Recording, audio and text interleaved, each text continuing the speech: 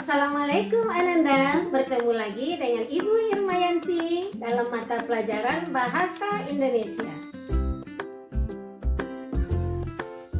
Pada pertemuan ini kita akan membahas tentang teks cerpen. Kompetensi dasar: mengidentifikasi unsur pembangun karya sastra dalam teks cerita pendek yang dibaca atau didengar. Indikator: 1. Menjelaskan pengertian teks cerpen. 2. Menganalisis unsur pembangun karya sastra atau cerpen. Pengertian teks cerpen. Teks cerpen merupakan salah satu jenis karya sastra berupa karangan fiktif yang memaparkan sebagian kisah kehidupan seseorang atau hanya satu peristiwa atau konflik tunggal yang diceritakan secara ringkas, yaitu kurang dari 10.000 kata yang berfokus pada satu orang saja dan biasanya selesai dalam sekali baca. Unsur-unsur pembangun cerpen. 1. Unsur intrinsik adalah unsur yang membangun cerpen dari dalam cerpen itu sendiri. 2. Unsur ekstrinsik adalah unsur yang membangun cerpen dari luar cerpen. Unsur intrinsik ada beberapa macam. 1. Tema. 2. Tokoh dan penokohan. 3. Latar atau setting. 4. Plot atau alur dan pengaluran. 5. Gaya bahasa. 6. Sudut pandang. 7. Amanat atau pesan. Tema adalah gagasan yang menjalin struktur isi cerita. Tema merupakan inti cerita yang menjadi fokus utama isi cerpen. Amanat merupakan ajaran atau pesan yang hendak disampaikan pengarang. Amanat dapat dipetik melalui inti cerita, dialog antar tokoh, maupun kutipan cerpen secara langsung. Latar merupakan tempat, waktu, dan suasana di dalam cerita. Latar dapat melengkapi isi cerita agar pembaca bisa membuat gambaran peristiwa dan menemukan kesan pada setiap cerita. Alur atau jalan cerita. Alur dapat dibedakan menjadi 3. 1. Alur maju. 2. Alur mundur. 3. Alur campuran. Alur cerpen meliputi beberapa tahapan yang dapat mengantarkan pembaca dari awal sampai ke akhir cerita.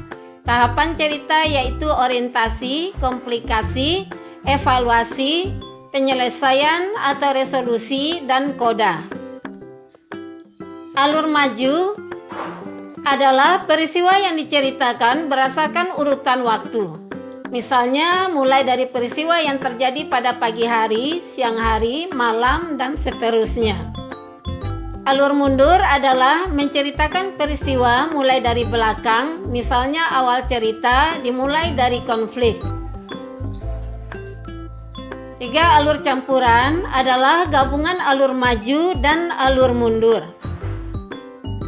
Unsur intrinsik berikutnya adalah tokoh. Orang yang berperan di dalam cerita disebut sebagai tokoh. Satu cerita memiliki lebih dari satu tokoh. Setiap tokoh di dalam cerita memiliki perannya masing-masing, seperti pemeran utama, pemeran pembantu, dan pemeran tambahan. Tokoh protagonis adalah peran yang diceritakan memiliki watak yang baik hati dalam sebuah cerita. Sedangkan peran antagonis adalah peran yang diceritakan memiliki watak atau karakter jahat dalam sebuah cerita. Dan tokoh netral atau tidak memihak disebut juga dengan tokoh tirtagonis. Unsur intrinsik berikutnya adalah penokohan. Penokohan adalah pendeskripsian tokoh. Penokohan bertujuan untuk mengetahui bagaimana watak setiap tokoh yang ada dalam cerita. Penokohan dapat dilakukan melalui 2 cara, yaitu secara dramatik dan analitik. Secara dramatik, watak tokoh dapat diketahui melalui dialog antar tokoh dan penggambaran dari tokoh lain.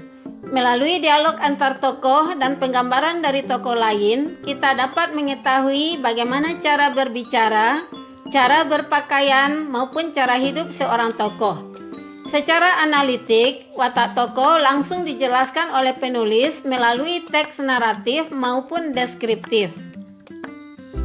Unsur intrinsik berikutnya adalah sudut pandang. Sudut pandang adalah bagaimana cara penulis menempatkan dirinya dan pembaca di dalam cerita. Sudut pandang terdiri dari dua, yaitu sudut pandang orang pertama dan sudut pandang orang ketiga. Sudut pandang orang pertama merupakan sudut pandang yang menempatkan penulis sebagai tokoh aku di dalam cerita.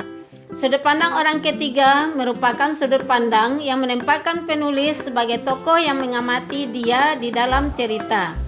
Cerpen memiliki berbagai macam sudut pandang. Misalnya sudut pandang yang serba tahu, sudut pandang sebagai tokoh sampingan, dan sudut pandang sebagai pengamat. Unsur intrinsik berikutnya adalah gaya bahasa. Setiap penulis memiliki gaya masing-masing dalam menulis cerpen. Gaya penulis dalam bercerita dapat ditinjau melalui diksi atau pilihan kata dan majas yang digunakan oleh penulis. Ini juga termasuk unsur intrinsik sebuah cerpen. Unsur pembangun cerpen berikutnya adalah unsur ekstrinsik. Unsur ekstrinsik adalah unsur yang membangun cerpen dari luar cerpen. Unsur ekstrinsik ada tiga. Satu, latar belakang penulis. Latar belakang penulis meliputi riwayat hidup sang penulis, kondisi psikologis penulis, serta aliran sastra penulis. Hal-hal tersebut dapat memengaruhi isi cerita baik dari segi tema, tokoh, alur cerita, latar, sudut pandang, serta gaya bahasa yang digunakan dalam cerita.